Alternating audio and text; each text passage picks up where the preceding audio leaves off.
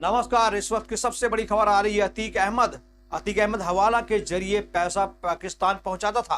आज वो पाकिस्तान जो अतीक अहमद की मौत पर बहुत दुखी है, आज छाती पीट रहा है, कह रहा है कि मैं अतीक अहमद की मौत को बदला लूंगा। उसके पीछे कारण ये है कि अतीक अहमद हिंदुस्तान का पैसा पाकिस्तान पहुंचाता था, ISI के पास पहुंचाता था, जहां सब हवाला के जरिए पैसा पाकिस्तान पहुंचाता था और वहां से खतरनाक हथियार भी हिंदुस्तान लाता था।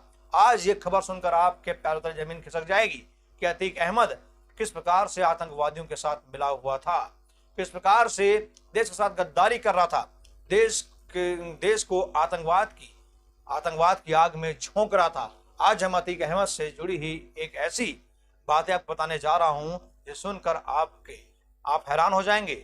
जो पैसा देश के काम आना चाहिए था, जिस पैसे से हमारे देश के गरीबों की भलाई करनी चाहिए थी, उसी पैसों को अतीक अहमद पाकिस्तान में आतंकी फंडिंग करता था। चलिए सबसे पहले हम आपको दिखाते हैं कि पाकिस्तान के साथ ये गंदा खेल कैसे अतीक खेल रहा था। आपसे अनुरोध करते हैं कि चैनल पर नए हैं तो हमारे चैनल को सब्सक्राइब जरूर कर दें। पहले देखिए अतीक अहमद का ये घिनौना और खतरनाक खेल।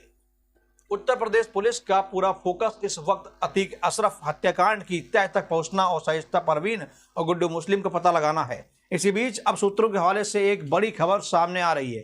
सूत्रों की माने तो अतीक और गुड्डू के हवाला रूट का खुलासा हो रहा है। अब 2 हवाला कारोबारी जांच एजेंसी की रडार में है। ये वही रूट है जिसके जरिए दोनों पाकिस्तान की खुफिया एजेंसी ISI को हथियारों का पेमेंट भेजते थे। पुलिस सूत्रों के मुताबिक पाकिस्तान तक हथियार और पैसा मुंबई, बेंगलुरु और काठमांडू के रास्ते भेजा जाता था। इस हवाला रूट से ही पाकिस्तान तक पेमेंट पहुंचता था। गुड्डू के कहने पर इसी रास्ते से हवाला ऑपरेटर पैसे पाकिस्तान भिजवाते थे। यूपी से होते हुए मुंबई, फिर बेंगलोर और फिर काठमांडू से दुबई और यहाँ से अबू धाबी पैसा पहुँचता था। इसके बाद सीधे पाकिस्तान की कराची पैसा पहुँचा दिया जाता था। हवाला ऑपरेटरों से होगी पूछताछ। सूत्रों के मुताबिक एजेंसियों को चकमा देने के लिए ये लखनऊ, मुंबई, बेंगलोर, काठमांडू के अलग अलग नेटवर्क का इस्तेमाल करते थे। अब गुड्डू मुस्लिम और अतीक के इशारे पर काम करने वाले 2 हवाला ऑपरेटर जांच एजेंसियों के रडार पर आ गए हैं। एजेंसी जल्द ही इन दोनों से पूछताछ कर सकती है। माना जा रहा है कि इस बार एजेंसी को कोई बड़ा सुराग हाथ लग सकता है। गुड्डू मुस्लिम की तलाश अभी जारी है। तो महेश पाल हत्याकांड के बाद से ही गुड्डू मुस्लिम का नाम सुर्खियों में है। पुलिस लगातार उसकी तलाश कर रही है। मौत से पहले अशरफ की जुबान पर भी इसी अपराधी का नाम था। मारे जाने से पहले अशरफ और अतीक मीडिया कर्मियों से बातचीत कर रहे थे।